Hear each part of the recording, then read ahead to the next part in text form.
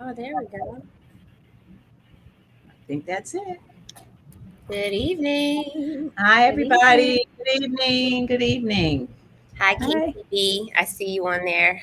Good evening, everyone. Good evening. Good evening. Please, as you're coming on, we ask that you will share as we're talking about dispelling mental health myths tonight. So come on in the room, as we say. Yeah, I know. We need Pastor Nikki to start singing. Come on in the room and share. I'm going to see if I can share it real quick to mine while No, we're waiting. I haven't advanced that far yet. I'm just working. So there we go. All right. So make sure you share. Uh, hi, Sherry. Yay. Welcome. I'm glad people are coming in. That's Welcome to the wonderful. conversation. Let me see. Oh gosh, I'm so not good with this. That was me. Let's Did see, you hear that it? was, is Sorry. that you? Yeah. No, that's fine.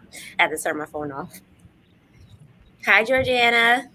Now I turned my comments on. Now I can see the name. Thank you Oh, for hi, Georgiana and Ashley. Ashley. Okay. Now Hi, I see. Now I see Ashley. what you're doing. Mhm. Good evening, everybody. All right, so we're talking about mental health myths tonight. So listen, before we even start the conversation, hi Keisha. Please make sure that you remember to put your comments, your questions in the comment section because we're going to be talking quite a bit tonight about issues around mental health. So if you have questions about family members, about friends, about your children, about someone that you know, your loved ones, please make sure that you start putting those questions in and we'll try to get to as many of them tonight as we can. So go ahead and start putting any questions that you have and make sure that you share. Invite a friend, a sister friend, a church member, somebody that you love that may be having a difficult time. Tell them to come on in and let's start having a discussion. So we can A get into it. conversation. A conversation, That's right, right. around mental health, something that is so needed, especially in our community. We need to make sure that we're having frank, open, trusting, loving conversations around mental health. It's not sexy. Some people think it's not a sexy conversation, but it's necessary and relevant. So we want to make sure that we're um, touching on it today as we've been doing the Sound Mind panel and getting your questions answered. So thank you for sharing, Keisha. Good evening, Sherelle. Hi, Ada. Hi, Monet. Thank you all for coming on to the conversation tonight. I'm joined by none other than Deacon Nefessa, who is a licensed clinical social worker.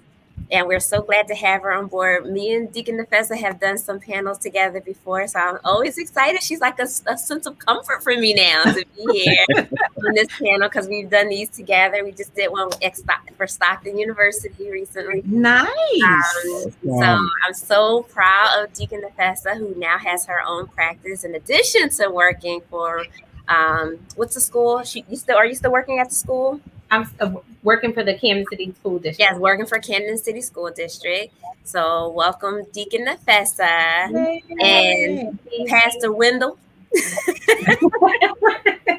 Inside joke. Inside joke. That's an insider, y'all. Pastor Wendell.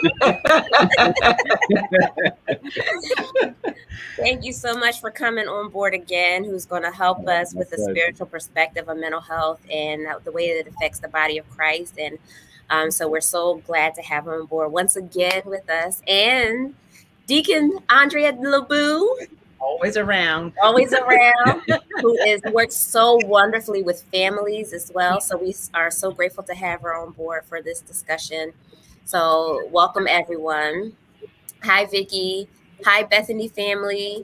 So again, please, while we're getting started, don't forget to share, and we'll start the conversation. All right, so okay, here we go. Here we go, y'all. All right. So let's try to keep this interesting, right? Because this can be a very daunting conversation for some, right? And conversations around mental health can also be very triggering. So we want to first talk about the importance of mental health. Why is mental health and the discussion around mental health so important? And I'll just start off by saying one thing that, and I have here, I don't know if anybody has ever heard of NAMI, but NAMI is the National Alliance on Mental Illness. And one very kind of discouraging statistic is that only 1 in 3 African Americans actually pursues mental health services.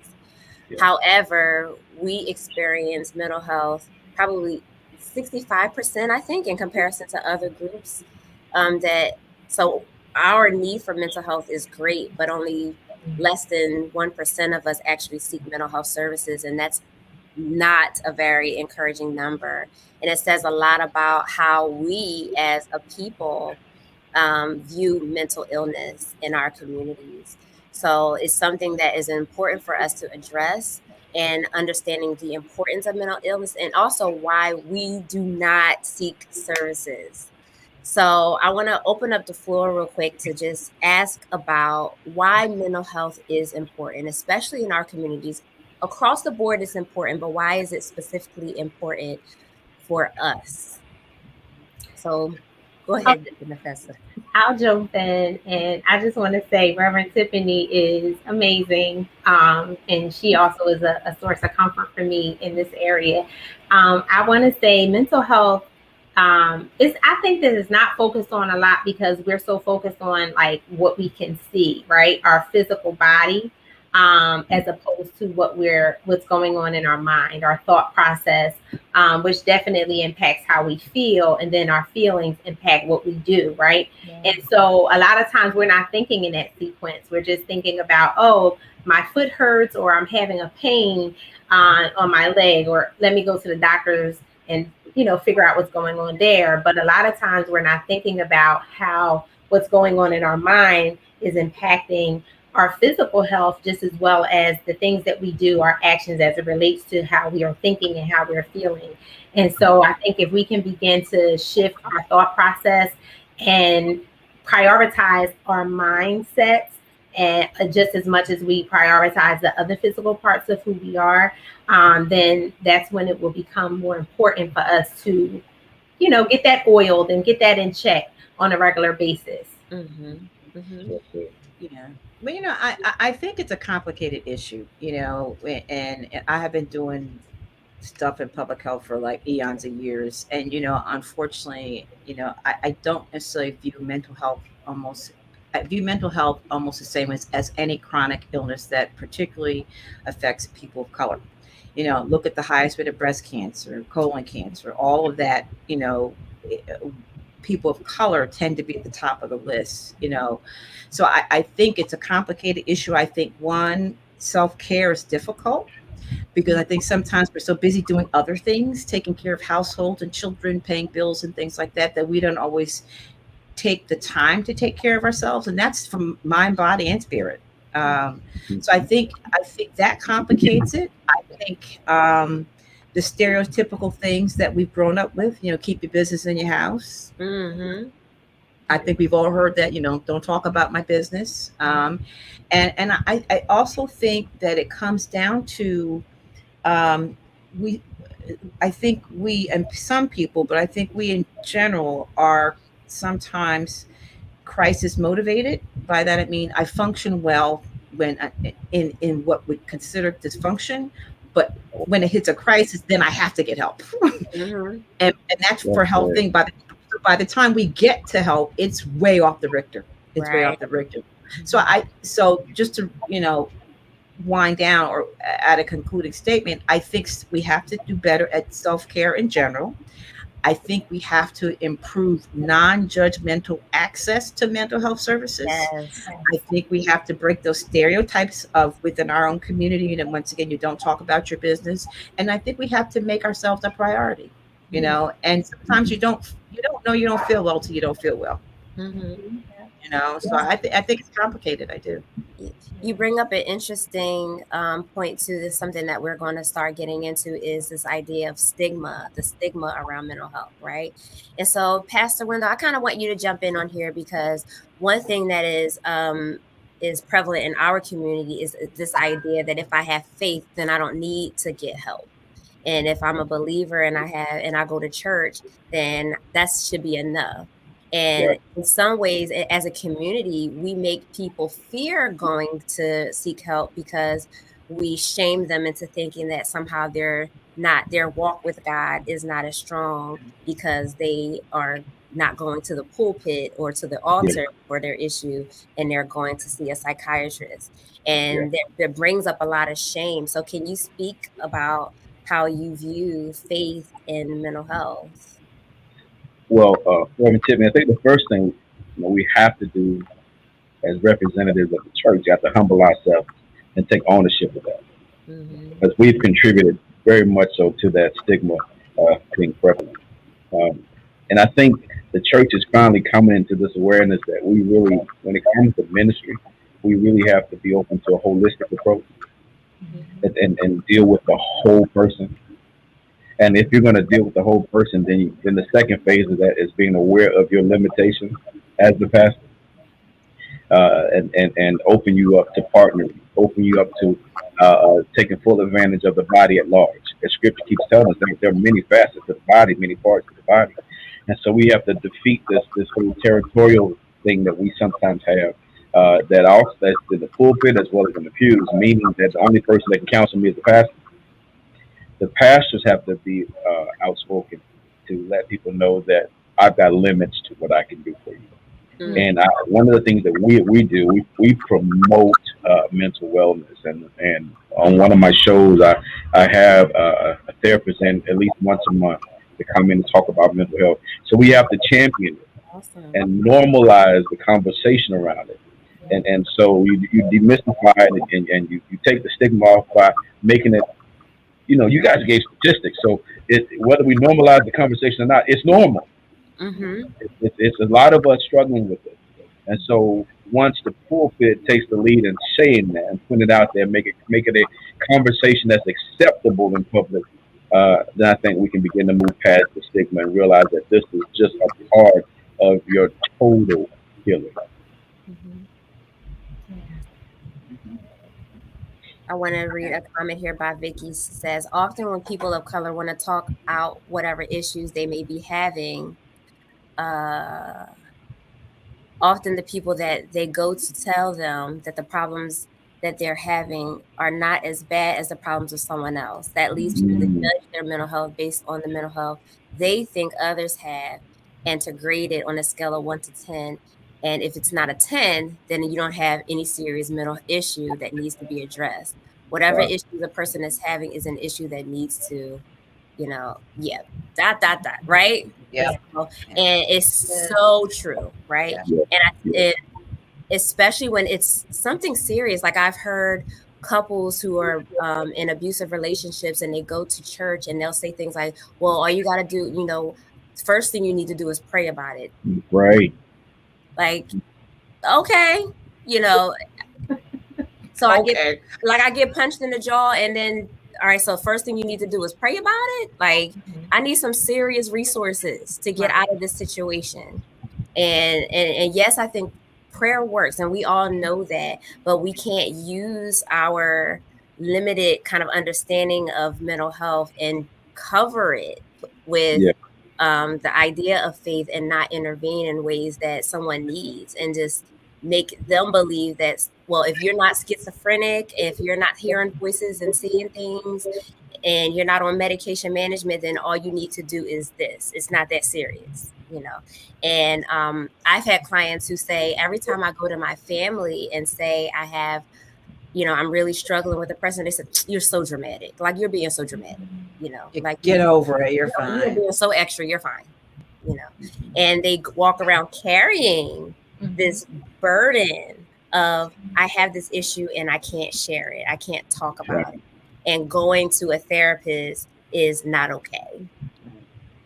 I just wanted to jump in really quick and say that, unfortunately, we have learned some very poor coping strategies, right, to deal with traumatic events that go on in our lives, because, when things happen to us, it leaves an imprint on our brain. And the younger we are, the more, the more impactful it can be. And so, like, the brain automatically goes into this mode. How do I protect myself? How do I protect myself? And so you begin to develop some coping strategies, whether they're learned from someone else or developed on your own, to try to protect yourself, right? And so we continue to perpetuate those same thoughts and beliefs about, oh, well, if it's not a 5 or if it's not a 10, oh, girl, you're gonna be all right. But keep going, just hang in there. And no, you don't just hang in there. And no, you don't just, you need to be able to process what just happened, what you experienced. And when you're able to do that, you can begin to make sense as to why you're making some of these irrational decisions or just things that just don't add up. You're like, okay, you can make sense of it. So I think if we can learn how to target some of these very poor, coping strategies, and learn ones that are more effective, that can help us, too, to be able to navigate through our daily, issues and problems. Yeah. I wanted to address a separate part of that question, though, because, I make referrals to clients and things like that. Well, I tried it, Miss Andre, and the therapist didn't work. I'm like, okay. Bottom line is there's not a one size fit all therapist. Right. You have to find the person, the counselor, the therapist, the service that works for you, and that is most beneficial for you, so if the first one doesn't work, then you go to, it's like an interview. You interview your therapist, interview the counselor, because they're becoming a part of, even temporarily, a part of your story, a part of your journey. So you don't want to just give it a one and done try, and then give up and say, see, I tried therapy, I tried mental health service, and it doesn't work. You just didn't find the right one. Like what's Burger King used to have it your way, have it have it your way, and then the second part I wanted to address, in terms of, if you're not a 10, no one pays attention. There are some stigmas that go along with that, societal stigmas. I was reading a study about a couple months ago, they interviewed third-year medical students, and they asked the medical students, did a survey in terms of pain levels of African Americans, and 30 to 40% of the third-year medical students said they are less likely to prescribe pain meds or do anything for an African American or a person of color, because their nerve endings are different. Okay, right. So that's frozen ignorance at its best. Right. At its best. So we are faced with all types of challenges. The best message that I can tell someone who's running into a situation that they don't feel heard: don't stop talking. Keep talking until you are heard. Someone will be listening to you. Someone will listen. Yeah. All right. So one other thing I think is important to address, and Deacon Nefessa, you're really good at talking about this, is this idea of provider bias and the inequality of care. So one of the things that creates a stigma is the perception of African Americans when they go to pursue mental health. Yeah. So when they discuss things like depression to an OBGYN or to a primary care doctor, they're less likely to refer an African American for care because they make assumptions that we're just angry or that's how we are normally.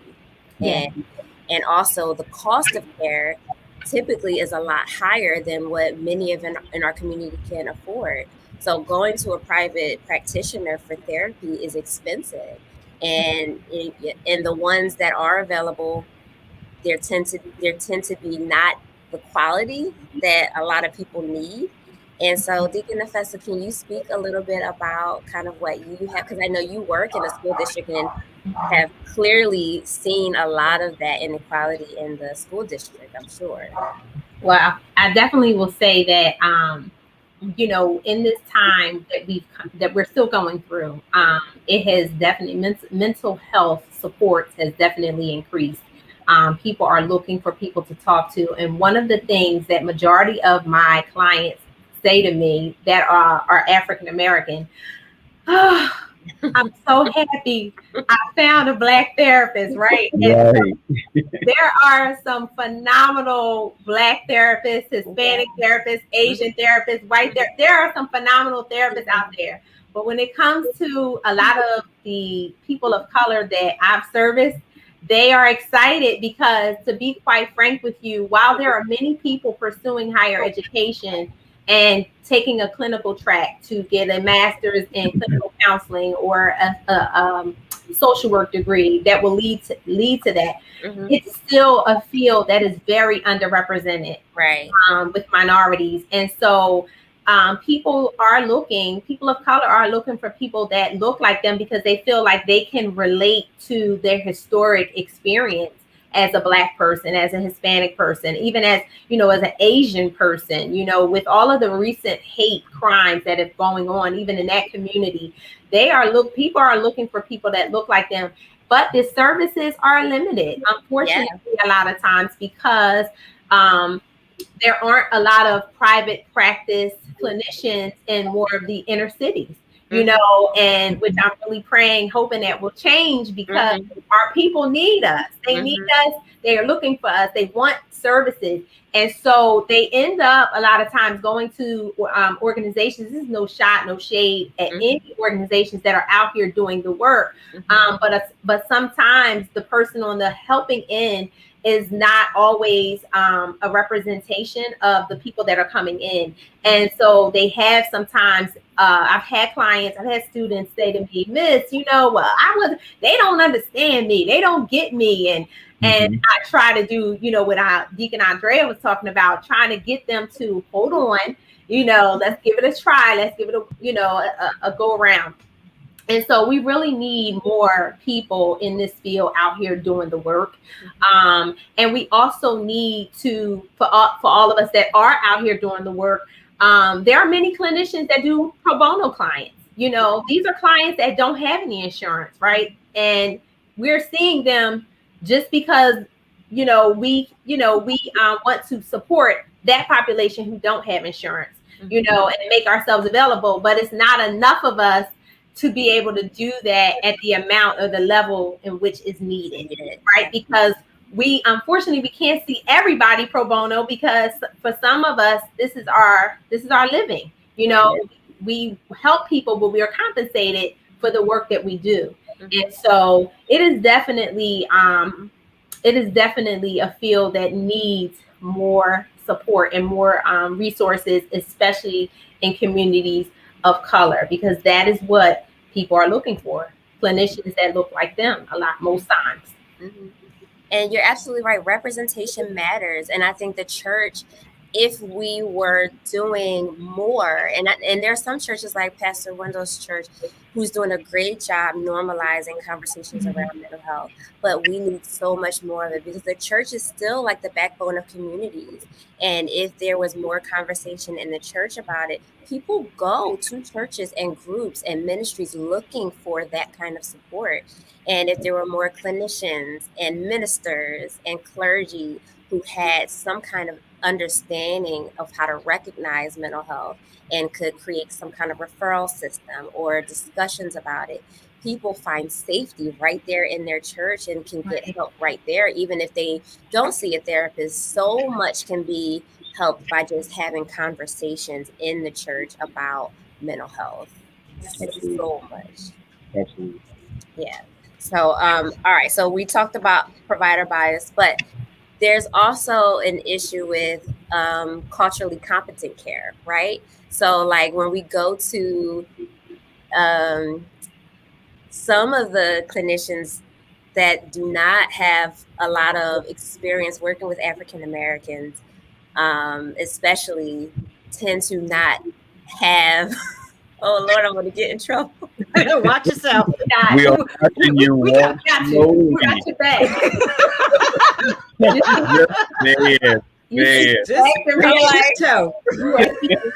Reality.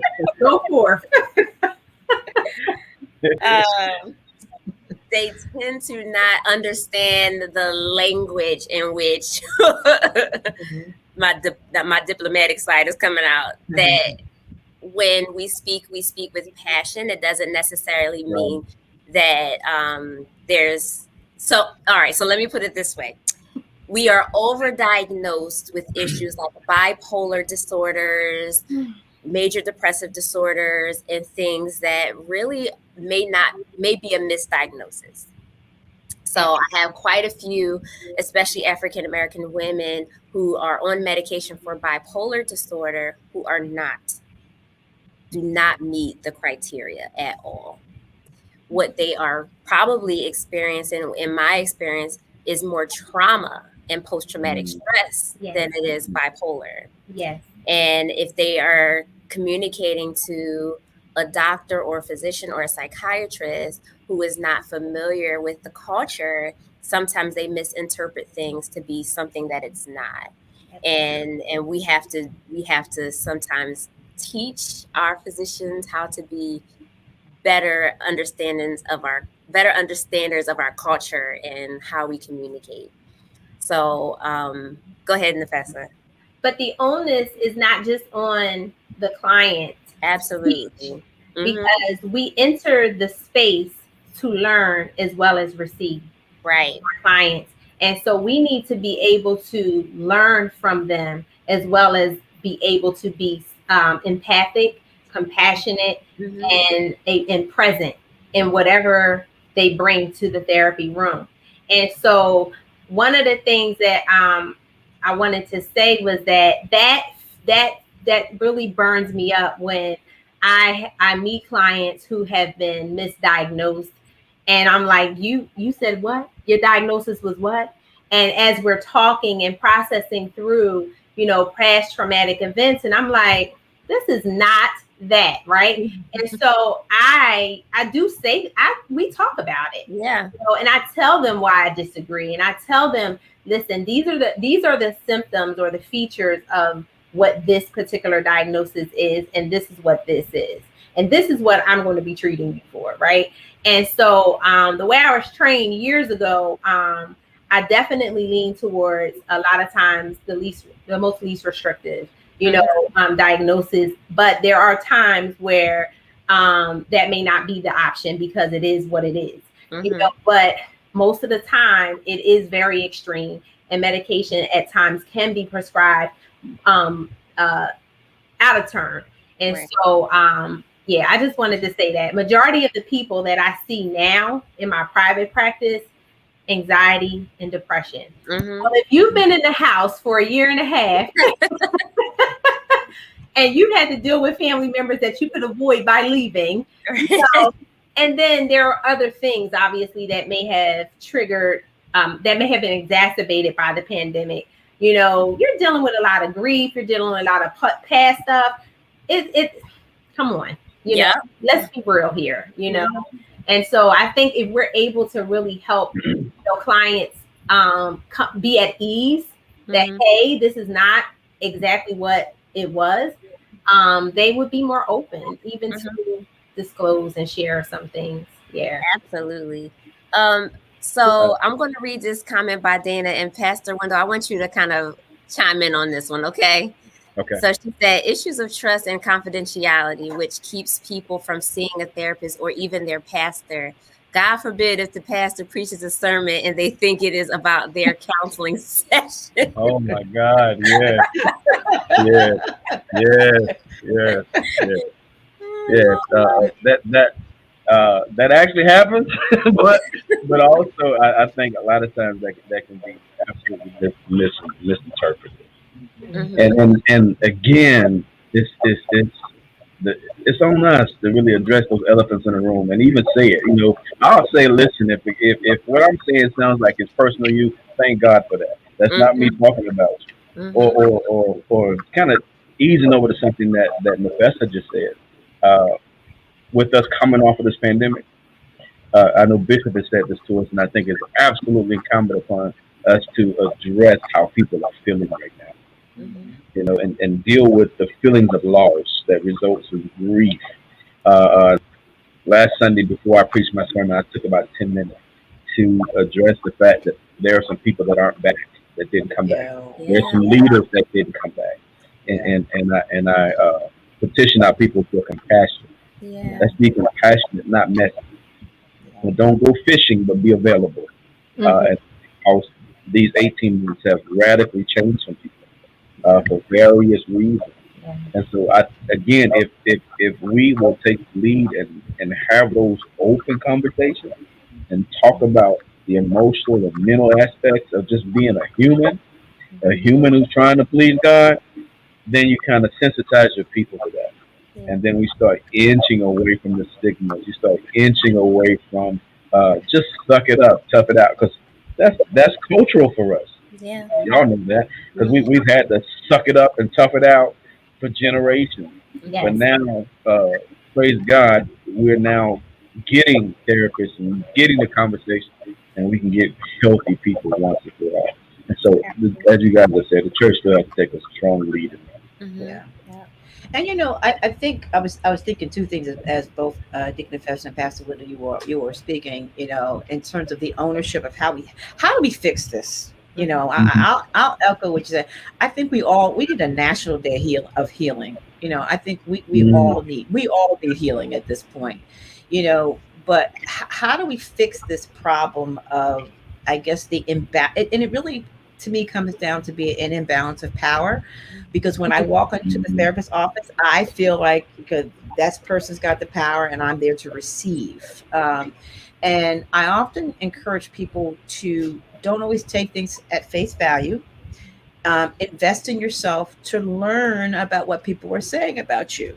Learn about the diagnosis. So if someone says, I think you're bipolar, I'm going to go home and Google and TikTok and everything I can do to find out to find what is bipolar, and then I can say, no, this doesn't quite fit who I am. Yeah. So Mhm. some of the ownership is on us to, once again, to move into that self-care zone of not always believing what people are saying about us. Mm-hmm. We know how we feel.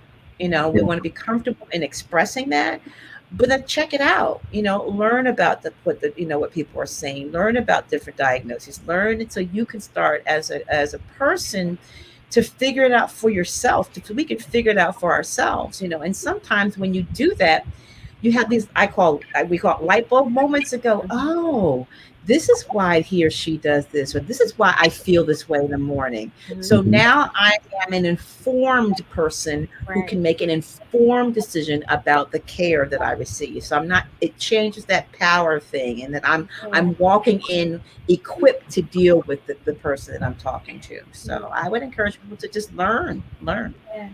You said I want Guys, I want go ahead. don't you believe though? I love what you just said, but I think how do we? Here's a question for Drew.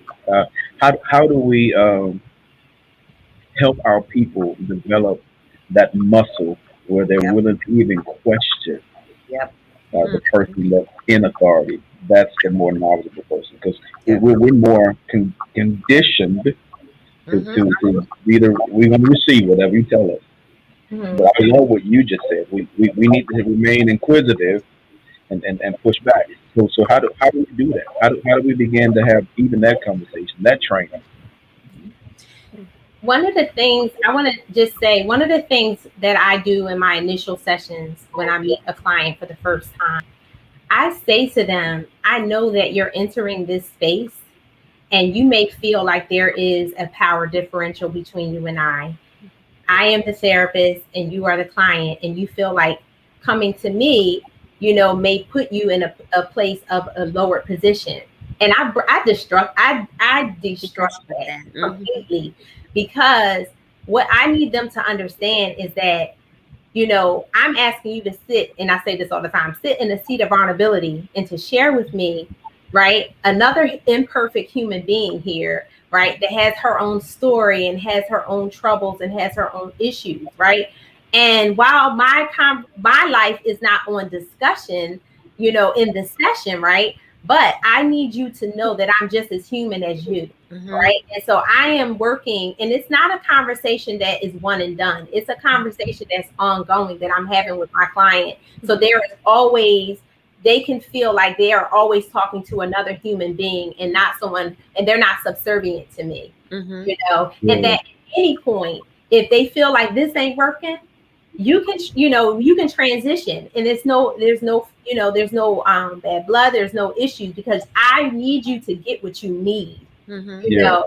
But I work that first session, I work it to try to help them understand, like, I recognize that you may be looking at me like this, but I want you to come down to here. This is where we are. And this is the position that I'm working from. Yeah. And I value you, and I want you to feel valued when you come in, whether it's over the screen or in person. Yep. I do the same thing. I always make sure that in the very beginning, I tell my clients that I'm here as a servant. So they have actually have all the power in the session. They are coming to me and telling me how I can serve them. And so there is their responsibility to tell me what their needs are. And I am here to just be a help and a partner with them. So I come alongside them to help them navigate challenges, but I'm not here to tell them what to do. I'm not just trying to be here to give them advice, because that me being an advice giver, which is not what therapy is, means that I'm putting myself here and trying to direct them and tell them what to do. Yeah. But our job as counselors is to empower them to make informed decisions and choices and become their own therapist and their biggest advocate and to their own needs. And when we do that, it's more likely that they'll have a better outcome because they feel empowered to do and make decisions for themselves and their own choices. And I saw Adrian's comment too. She said that her son has mental health issues and he went to a white therapist that seemed to only judge him and not support him. She kept adding disorders, and so they changed therapists, right? And one thing and it's not every therapist, right? But sometimes I think, Dika LaBou, you mentioned this, it's just not the right therapist, right? Yeah. Because you'll find some, regardless of race or nationality, who are so passionate about helping. And when you give them what your needs are, they will be there to support. But sometimes it's just not the right match. And one thing that Deacon LaBou, you mentioned, is that we can't just sit passively and not speak up and advocate for what we need. So we do have to take that responsibility to say, this isn't working for me. And I came in for this, I'm getting that, something has to change. Listen, I almost cursed the psychiatrist out.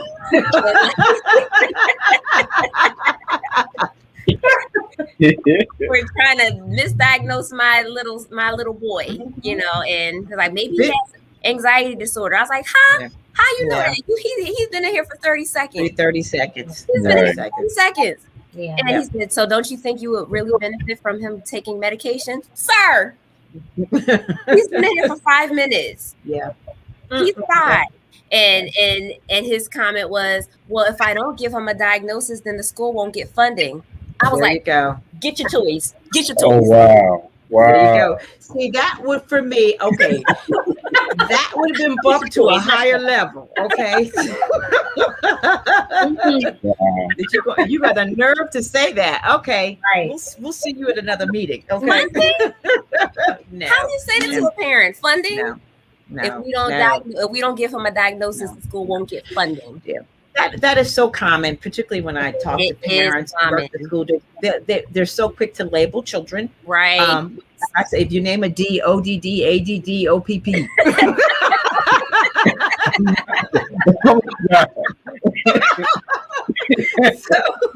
I saw your face.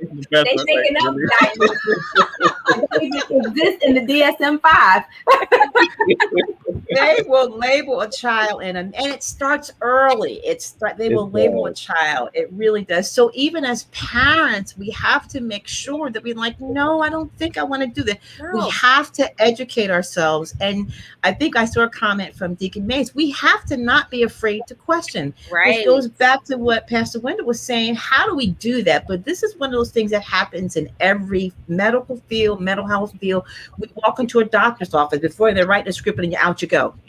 What just happened? You got 10 minutes. Ask questions, prepare for the meeting, write down a list of questions before you go to the therapist. What is that we talk about finding a daycare, you write down a list of questions. Do the same thing when you're going to a mental health professional. What are the things that I need from a mental health professional? So when you walk in with your list, they're sitting there going, oh, wait a minute, I better sit back and listen. Right. Because this person is really taking their health seriously. So we can't be afraid of that. I know historically we have not been, I don't want to say trained, we have not been our brains have not worked that way. We have always been in the point of just take what you can get. Right.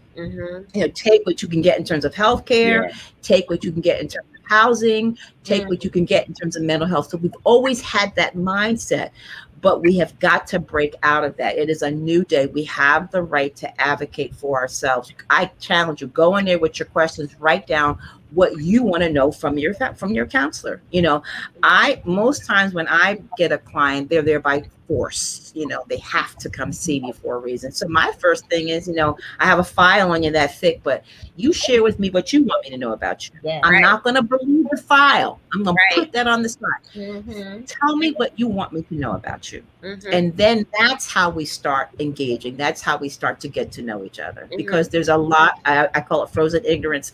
There is a lot of frozen ignorance in the files of many people. Of many people. So. And knowledge is power. Like, a lot of people do not know that for some of those appointments, you can take an advocate to speak on your behalf. And I think that the church community, if we would step up, would be great advocates for people of faith that are going in to seek mental health services, because we will. That was my husband. Hey, I can't. Everybody says hello. I can't. But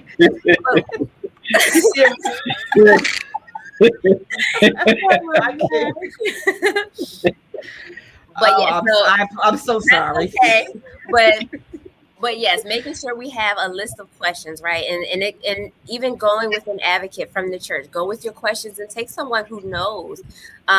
It's important too, because like I know Deacon Nefessa was in the school district, and some of us, Sister Minton, I know you know what school I'm talking about. But some of us, our kids are from a young age. Their first experience with mental health is in the school district, and so a lot of them, get their experience from daycare, and then it trickles down from like early intervention. Then it goes to, the services at school, IEPs and 504 plans, and then they have this paper trail that follows them and a stigma that follows it as well. And so, it's important that ministries and church communities, because we will go to the church before we go to a doctor or seek mental health services, that in the church community, there is a connection to those services. And we're talking about it so that people feel like they have support. And I am a big advocate for resources that are available. So the church should have people available, their own psychiatrists, their own doctors, their own, people in the community, therapists that they refer to when people in their ministries have trouble, so that they have that support available. Because that's what they'll do first. We'll go to church, we'll be in service. We spend more time in service than we spend sometimes with our own families. And so having that connection available is so important. Absolutely. I absolutely agree, and we're starting to do that, and I know other churches are starting to do that. But there, just to put this out there, there's also this little fear in there too, from the church's standpoint, is that whoever you advocate for, like, now I'm responsible. I got some responsibility in that connection. All right. But I think what's going to happen is that part of our system of doing church, we have to repeatedly vet the people that we refer people to, because in our short time we've had some people that after a while, oh my God, I can't believe I even referred you to this person. Oh wow. So, but we're learning, and again, this with anything that's growing, anything that's developing, there's going to be some risk involved. So we've got to figure out how we can be the hub. The church can be the hub for the referral system and get our people to see the people that they need. More practical things like Deacon Lambeau said, in terms of maybe even educating them how to prepare questions. But some just don't know where to start. This is what you need to do before you go see a therapist. Yeah. Do some practical training like that. And I think it's incumbent upon us to do that. Absolutely. I agree. Any other comments on that? I also think too, and Pastor Wendell, maybe you can answer this, is how do we make sure that we have that good quality of care in support people from an economic standpoint, because Deacon Nefessa, you made this point earlier. It's like us as therapists, we want to be supportive, especially African American therapists. But I will go out on a limb and say this: we are also more likely to be taken advantage of for our services. Yeah. Where we'll have people that really they say they want help, but they don't want to pay for it. But then you'll see them dressing real nice, driving real well, hair perfect. On social media, taking trips, and Right.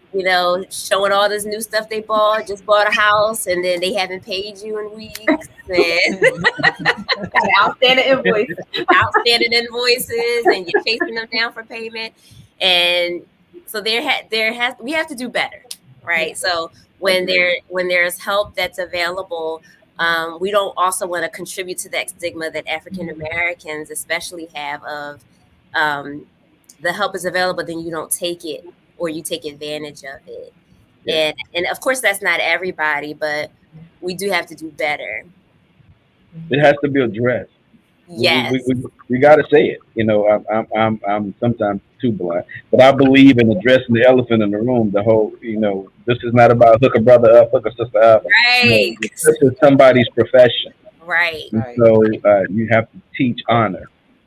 Honor. You're so into what's helping you, and you're going to get the quality of care, and also you're representing God. It has to be taught. Right. Everything that we want to see come out of our folk has to be taught. I see Shakira's comment on here, and I want to address this because this isn't the first comment about this. Is also when churches do have the professionals on staff, there is sometimes a fear among the membership that there may be a lack of privacy and discretion. This is a big fear that people have in our community, is like this lack of privacy, this fear that they're going to be outed, and that there's a lack of discretion, that somebody's going to slip and say something. Oh, I'm sorry, did you not want me to say that? Like, no, I didn't want you to say that. So, I laugh about it to my clients sometimes when they first start, and tell them, just because you see me does not mean that on Sunday morning announcements you're going to see the blurb come on saying with your name in it. It says, now seeing Tiffany Smith, that nobody knows that you're seeing me unless you tell them. Unless you tell them, it is confidential. My license is on the line. Yes. So nobody's going to know that I am a professional therapist, not just here as an evangelist, doing ministry. This is work for me and a profession. So it's important that people know that as therapists, we have a code of ethics that we follow, not to disclose certain things. And you need to make sure that you're talking to someone in ministry that also respects confidentiality. Yeah. If I could add, I want to echo what you said. No one will know unless you say something about it. If the person says something about it, because it actually is a two-way street. I've done trainings, at the church and so forth, in terms of working with, our fellow family members about a particular issue, whether it be something for mental health or anything, sometimes the person will come up to you and sit in the pew and start talking to you about what's going on. I'm like, okay, no. Okay. Follow you to the car and we'll be, but can you do that? No. Okay. So it's important, and like Pastor Wendell says, to have that discussion up front, where the boundaries are drawn both ways, that you ensure that the person feels comfortable and that their information that they're sharing will be confidential. So you address that. But particularly if you go to church with the person that you're seeing, that works both ways as well. Need to understand that I'm here enjoying service, not as your therapist, not as your counselor, not as your social service counselor, not trying to find you housing. I'm enjoying service. Okay. So it's an important discussion. You can have that discussion and be kind about it, but it's an important discussion to have. So boundaries are important both ways. It starts at the beginning of therapy. Absolutely. I was going to say, if I'm in that kind of the situation where I know that I'm going to run into the person often, I'm up from the door. Listen, I know that we're going to probably run into each other, but understand what you discuss with me is held in confidentiality. Mm-hmm. I worked very hard to get my license. Right. Too hard. Very hard to get my degree.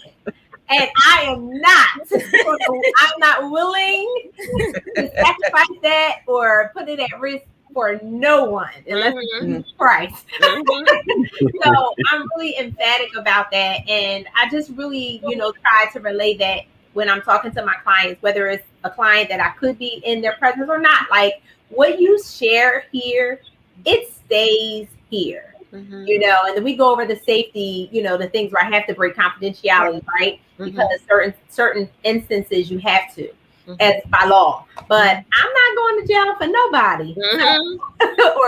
So it's just that serious. Like, I do not play with confidentiality. Yeah, I'm telling you, nope. Yeah. Boundaries. Yep. So we're bound by that, by code. Like, we can no therapist wants to go before the board of ethics and try to explain why we broke a privacy code with a client or confidentiality and have to explain that and risk our license. It is, however, different when you're talking to a pastor, because they should be bound by that, but make sure that you're talking to the right type of leadership and shepherd that's going to protect and understands that code. And because we have licenses on the line, whereas a pastor, no, not so much, but they still should be protecting privacy. But I do think it's a deeper issue with us, especially as African Americans, as it relates to feeling like we're going to be outed. Like, when we share certain things about our lives and our situations. I think it's not just about them sharing. I think it's the shame that we feel when we're sharing something very personal and vulnerable to us, especially when we've tried to share it with family members and it wasn't received well. So they told everybody. They told everybody, right? And so and I've had to have that conversation with clients too. Like, be careful who you are sharing this information with. And so, I think pastors and leadership have to do the same thing. And Pastor Wendell mentioned that we, as a body, we have to start having those conversations and talk about it so that people have that feeling of safety. Yes. Especially in the church. And people do it all the time. It should not matter where you are. Like, if you're having a ministry meeting and someone shares something that they're experiencing within your ministry meeting, and that it's something that was probably hard for them to share, people all over the church should not know about that, by Sunday morning. Did you hear what such and such said at the church thing? Like, I think it's something that people in our structure of church need to feel like, when I share things within my ministry or with certain people, it's kept private. But we also have to be careful, again, who we're with. Who we're sharing. Use wisdom in that decision. Use wisdom with who you're sharing it with, because everybody ain't, Not everybody needs to live in your village. A lot of willing open ears. Yeah, there's a lot of open ears. My dad used to say, there's always somebody peeking out the window trying to see what you got going on. Peeking in, trying to see what you got going on, waiting for you to share something so they can run with it. So we definitely have to be careful with who we share things with. All right. Anybody have last comments? I know we're going to be wrapping up soon about what can we say to individuals that are looking for services or really, really want to reach out to someone, and they need help with that, like that push to go ahead and do it. What can we say, even if it's to so Pastor Wendell coming to their pastor, because there is a lot of people who really want to come talk to their pastor about things too, but they have fear about doing that. So what can we say as we're wrapping up to encourage individuals to reach out to support when they need it? I think we just need more courageous people to actually talk about what they've been through. God challenged me in that a couple of years ago when I went through a period of time where I had to be on antidepressants for a little while. And I remember my conversation with my doctor, who's been my friend since he was 18. And he really made it plain and simple for me. But the challenging part was when God challenged me to say it in front of the people. And so I had to admit, you know, my weakness, so to speak, which allowed them to be comfortable in theirs. I will refer to my therapist when I'm talking, uh, so that it creates a conversation. It makes somebody stand and wait till the crowd clears to come ask you. I do that intentionally. Mhm. And so we have to be courageous in that conversation. I've watched as I've been willing to do that, others are starting to raise their hand and say, well, I go see so and so, I did this, and this is going on with me. And so slowly but surely, it's becoming, as we said at the onset of this, normalized. That is okay, and we're creating a safe place where the conversations can be had, but also the resources can be levied out so we can know where to get the help. We need Yeah. courageous people in the community to raise their hand to listen. I'm still successful. I'm still this. I'm still that. But from time to time, I need to go take care of myself, Mhm. and that is okay. Mhm. Absolutely. It is. It is. And I guess I would, to echo that, Pastor Wendell, it does take strength and courage to do that. I want us as a body of Christ to remove judgment.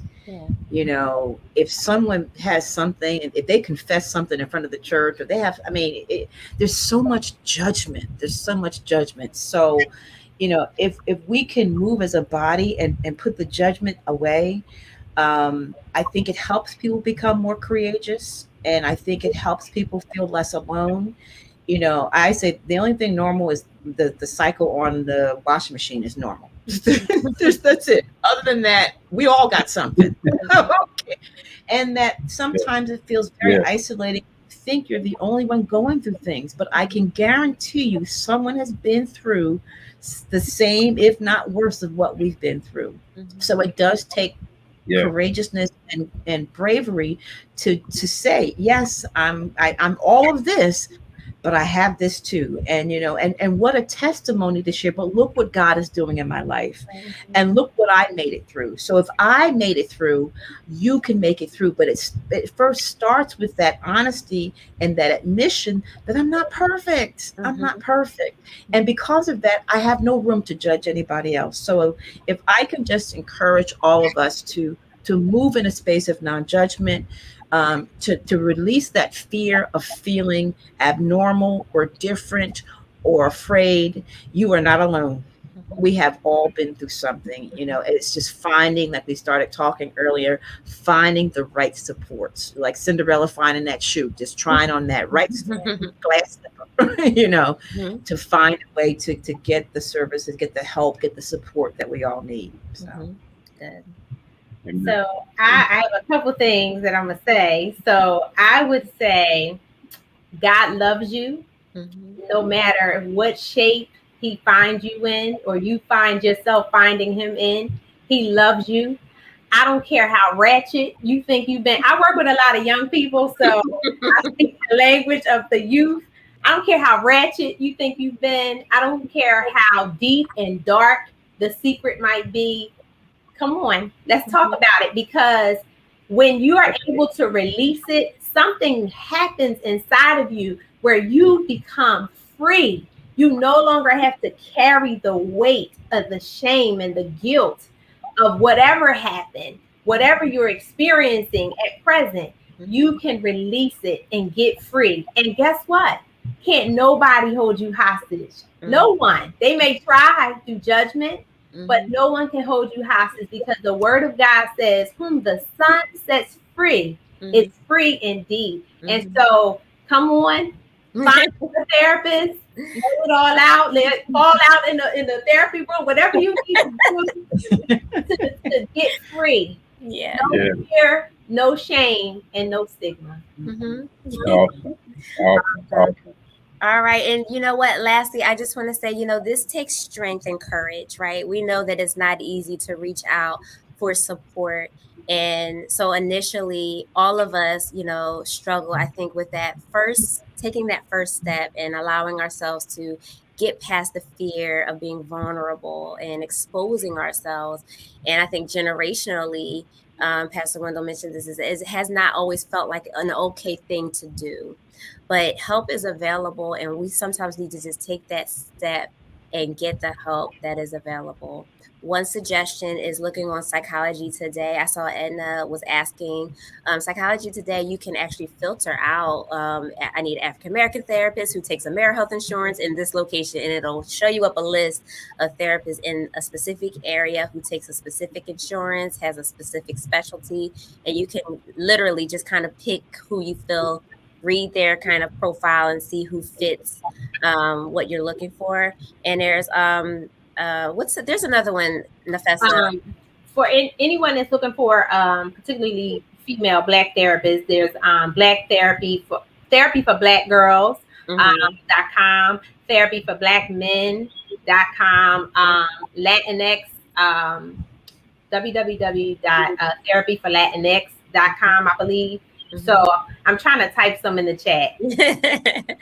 So do some research. You can also kind of like look on your insurance card too. Ask your job. If you don't feel comfortable asking your job, call your HR department or call the back of your insurance card, the customer service number or the behavioral health number on the back of your card, and ask who's in network in your area. And you can pick from there, look up agencies and see if they have an African American therapist, if that's your preference. Some people do not, it doesn't matter to them, and that's fine. So go where you're comfortable, look at their specialty and see if someone kind of matches what you're looking for. Go ahead, Deacon Nafessa. And also, if you don't have insurance, there's definitely resources. There's a website called betterhelp.com where you can, and OpenPath. OpenPath.com, where you can actually go on there and pay a very, very small, scale fee for the services, or maybe nothing at all. Yeah.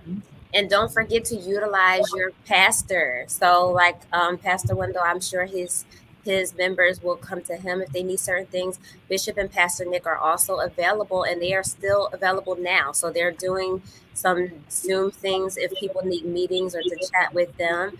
So take advantage of the resources. There are so many available. So we hope that you utilize it, that you listen today. And we want to just lessen the stigma and the judgment around mental, which I like to call, instead of mental health, mental wellness, because it's important that we all are working towards being well. And so that's it. All right. So use the resources that are available, and I think it's time, y'all. Okay, we got to do it now. So thank everybody for coming. Thank you, the panel, the great esteemed panel tonight on joining us. We hope everyone enjoyed the discussion. And Deacon Nafessa left psychologytoday.com on the chat. So go ahead and peruse through. Take your time and look for someone.